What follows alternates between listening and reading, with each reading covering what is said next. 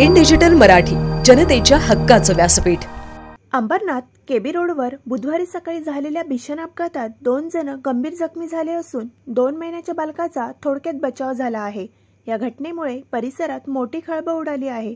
मिळालेल्या माहितीनुसार बुधवारी सकाळी बिमको नाका येथून उल्हासनगरच्या दिशेने भरधाव वेगाने जात असलेली कार अचानक अनियंत्रित होऊन ITIच्या भिंतीवर जाऊन धडकली. या कारमध्ये रिया यशराव आणि तिचे पती हे दोघे गंभीर जखमी झाले असून त्यांच्यावर क्रिटिक केअर रुग्णालयात उपचार सुरू आहेत. अपघाताच्या वेळी कारमध्ये त्यांचे 2 महिन्याचे बाळही उपस्थित होते. मात्र आश्चर्य म्हणजे बाळाला किरकोळ खरचटणे सुद्धा झालेले नाही. दोघेही जखमी दाम्पत्य शहर पश्चिम भागातील शंकर हाईट्स गॅलेक्सी इमारतीत राहत असून अपघातग्रस्त कारचा क्रमांक MH01BG6185 असा आहे. कारचे मोठे नुकसान झाले आहे. या अपघातामुळे पुन्हा एकदा केबी रोडवरील वाहनधारकांच्या सुरक्षेचा प्रश्न ऐरणीवर आला असून स्थानिकांमध्ये संताप व्यक्त होत आहे.